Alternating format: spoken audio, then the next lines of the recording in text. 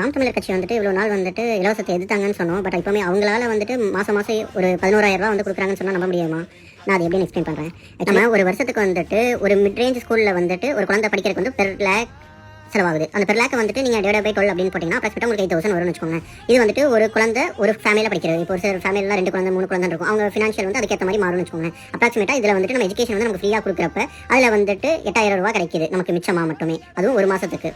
அதுக்கடுத்து நம்ம குடிக்கிற தண்ணிக்கு வரும். நான் எங்கள் வீட்டில் வந்து 4 பேர் இருக்கோம். நாங்கள் வந்து அப்ராக்சிமேட்டாக ஒரு வாரத்துக்கு 2 கேன் வாங்குவோம். ஒரு கேன் வந்து அப்ராக்சிமேட்டாக 30 ரூபான்னு வச்சுக்கோங்க. நிறைய பக்கம் வந்துட்டு அது 40 ரூபாய் இருக்குது, ஒரு சில பக்கம் 25 ரூபாய் இருக்குது. அது அப்ராக்சிமேட்டாக போட்டிருக்கேன். ஒரு மாதத்துக்கு வந்துட்டு 4 வாரம். ஸோ அதனால் 4 அதுக்கப்புறம் இன்ட்டு 12 மந்த்ஸ். ஸோ அப்ராக்சிமேட்டாக 96 கேன் வாங்குறோம். இந்த 96 கேனில் வந்து நான் ஒரு மாதத்துக்கு உண்டான கால்குலேஷன் மட்டும் இங்கே போட்டிருக்கேன். அப்ராக்சிமேட்டாக வந்துட்டு நான் 250 ரூபா வந்து தண்ணிக்காக செலவு பண்ணுறேன். இது ஏன் அப்படின்னா நான் ஒரு மாதத்துக்கு வந்து ஒரு டைம் ட்ரிப்பும் போவேன். இது மாதிரி இப்போ நான் கோயம்புத்தூர் சென்னை போகிறேன். சென்னை ஒரு டிராவலுக்கு வந்து ஒரு கேன் 2 டிராவலுக்குங்கிறனால ஒரு ட்ரிப் ரவுண்ட் ட்ரிப்புக்கு வந்து 40 ரூபா செலவு. அப்ராக்சிமேட்டாக 280 வந்து இங்கே நான் செலவு பண்ணுறேன் ஒரே ஒரு மாதத்துக்கு. நான் மட்டும் பண்ணுறது, என் அப்பா வந்து ட்ராவல் பண்ணாமல் நான் போட்டிருக்கேன்.